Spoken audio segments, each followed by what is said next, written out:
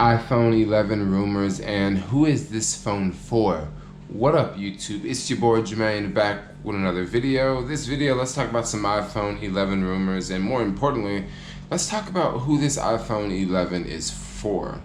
Okay, so let's rewind. Let's go back to the iPhone 5. Okay, when the iPhone 5 came out, when the iPhone 5S came out, I knew a handful of people who jumped up and got the 5S, and then when the iPhone 6 came out, I definitely knew a handful of people who jumped up and got the 6. And then once the 6S came out, I knew a lot of people who jumped over and got the 6S. But after the 6S, things start to slow down. And maybe if someone had an iPhone 7, maybe they didn't upgrade to the iPhone 8 because it wasn't that big of a difference. I believe it was like a wireless charging or something like that. The camera was slightly better, the battery life was slightly better, but it wasn't a big jump up. So a lot of people kept their iPhone 7s. There was no iPhone 9, so when the iPhone 10 came out, a lot of people did not get the iPhone 10 just because it was $1,000 for the cheapest iPhone 10. So once again, you still have a lot of people keeping their iPhone 7s and keeping their iPhone 8s. And now here's the iPhone 11. iPhone 11, and I'm sure that there's going to be another budget iPhone coming out, like the iPhone XR. Maybe they'll change up the name a little bit. iPhone XRS or iPhone 12, or hopefully they simplify the name a little bit on the next budget iPhone. So I see a market. I see a lot of people out there who they're waiting for an upgrade. And myself, I'm waiting for an upgrade. I have an iPhone 7 and I also have an iPhone 6S. The iPhone 6S, I mainly use it for traveling. But right now, the iPhone 6S has a smashed screen because I dropped it. And once I get back to the US, I plan on replacing the screen and keeping the iPhone 6S. And I plan on getting rid of the iPhone 7 and hopefully upgrading. Now, so when are these new iPhones coming out? Usually Apple release these iPhones around, it looks like it's going to be around the second week or the third week in September. As of the making of this video, it's August, so September is next month. So now we got some time for some rumors to stir with these new iPhones. Now, one thing I would love to see on the iPhone 11, which I'm pretty sure this won't happen, but I would love to see Type-C charging. If they had Type-C charging on the iPhone 11, this would make me so happy because I can get rid of all of my Apple cords, like all my Apple cables. Because my Apple cables, I only use them for Apple devices. My Type-C, I use Type-C for my computer, I use Type-C for my camera, I use Type-C to charge my power bank, I use Type-C for so many things now, and I'm just a huge fan of Type-C.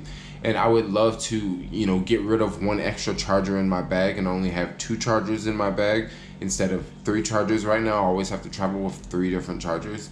So that would be really, really nice, but I don't think that this is going to happen on this year's iPhone. I believe Apple is going to wait for 2020 to update the power cords and power adapters. And with a Type-C adapter, you can charge things so much faster, and you can also move information much faster than you can on an Apple Lightning connector or an Apple Lightning cord or an Apple Lightning device. Y'all get what I'm saying? So that's something I wish that would happen, but chances are it won't happen on this iPhone. Another cool thing that would be really, really nice with this iPhone, this is a huge rumor that I hear that the battery could be up to 25% larger. I heard 2 things. I heard that the battery life is going to be 25% better, and then I also hear that the battery life is going to be 25% bigger. So I don't exactly know which way it's gonna go. I guess they're kinda the same, but they're kinda not the same. Another rumor I hear on the iPhone 11, possibly we will be able to charge one iPhone with another iPhone. I think this is really, really cool. Will this happen on the iPhone 11?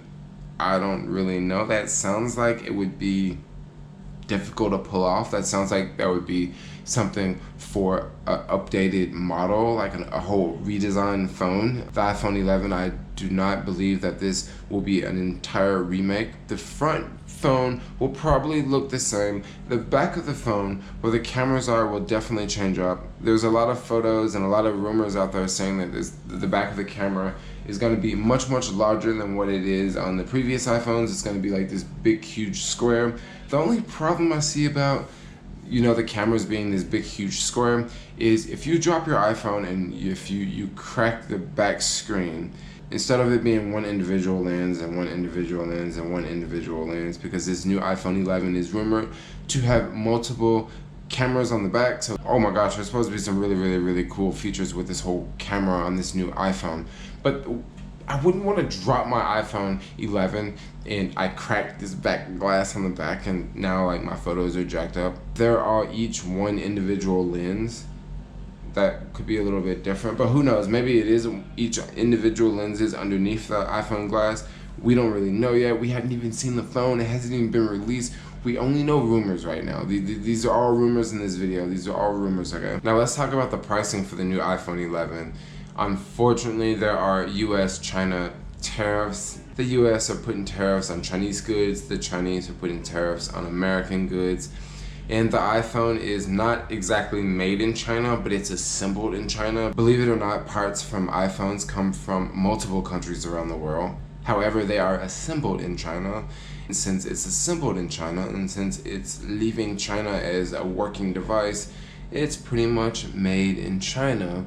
Therefore, if it comes to the US, there's going to be a 10% tariff. A lot of people out there can already agree with me that iPhones are already expensive enough. $1,000 for an iPhone 10 is a lot of money. Now, a 10% tariff on a $1,000 iPhone is going to add another $100 to the cost of an iPhone. So if I want to go get a new iPhone, are you mean to tell me the cheapest iPhone is going to be $1,100 now? Hopefully, this is a big rumor. Hopefully that Apple bites the bullet on the tariffs. Instead of Apple charging $1,100 for an iPhone 11, maybe they'll just charge $1,000. Or better yet, maybe they'll charge $900 or $800, or maybe they'll make the iPhones cheaper, which I don't think they'll make the iPhones cheaper. It's like iPhones are just gonna get more and more expensive. This is sort of a bummer. Apple Services is starting to make more and more money for the company instead of the hardware. I mean, a couple years ago, Apple was pretty much an iPhone company, and they pretty much still are an iPhone company. Majority of their sales still come from the iPhone. However, that's sort of starting to change with the whole services market. Apple is really growing its services. Just a couple days ago, I saw a bunch of people reviewing the new Apple Card, and the new Apple Card is going to be pretty popular. I can imagine a lot of people will have the new Apple Card just because it's a cool card to have. It's a little bit different from your traditional credit card. I like how the whole app works with the card. I like how you can use Apple Pay, and if you go to a place where they don't have Apple Pay, you can use the Apple Card. I like how it's like all electronic, and it's just this really cool metal card. It's just different, and about time someone does something to change how we pay for things. We've been paying for things with cash for years and years and years, and I guess for the past couple decades we've been using credit cards to pay for things, and now we can use our cell phones to pay for things with Apple Pay. Apple Pay is amazing, especially when you're traveling. Instead of reaching into my pocket, pulling out my card, swiping my card, entering a PIN, I can just leave my card in my pocket, or leave my card in my backpack where it's safe, leave my card in my messenger bag where it's safe, and I can just pull out my phone, because chances are I'm gonna have my phone in my hand, or it's gonna be in my pocket, or it's gonna be close. It's gonna be like right there by me. I always have my phone on me. I may leave my cards back at a hotel because I don't want to carry my cards on me, but chances are I'm not gonna leave my phone at a hotel. I have my phone with me so I can easily buy things. Now, this next rumor I have for you is Apple will not include an 18-watt charger in the box. They will continue to include the 5-watt charger.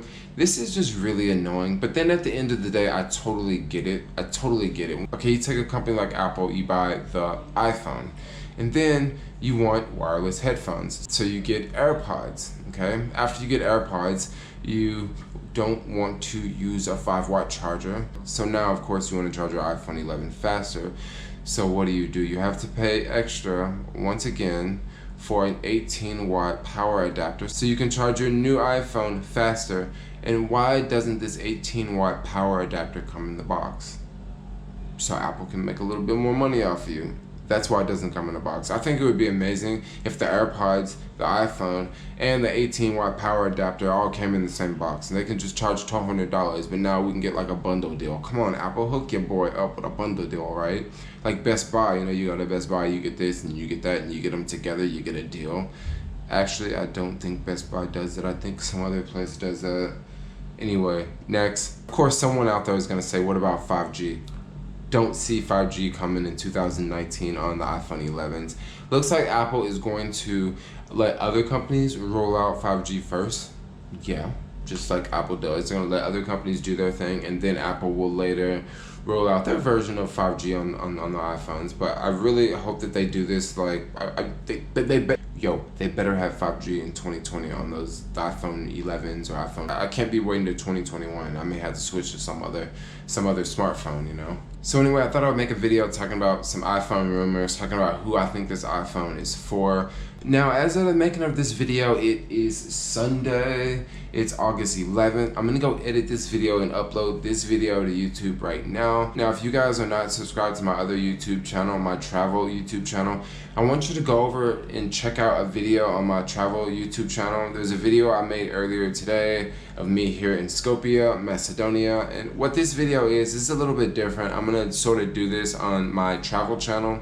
And what I did in this video was just took the camera, just walked around for about an hour and 15 minutes, just filming things. There's no music, there's no talking. It's just the country, it's just the city, how it is on a random day. And I really like this whole format, and I believe I will make more videos like this on my other travel channel in the future. If you guys want to watch another video of me in Skopje, I'm actually getting ready to leave Skopje in a few days now, so I am getting ready to say bye, and I'm kind of getting a little sad because I'm going to say bye to a lot of amazing people. But anyway, if you want to, you can go over and watch our other video. I'm going to think about all the things that I have to think about today and think about what I have to do in the next coming days. But anyway, like, comment, subscribe. Thanks a lot for watching. Peace out, yo.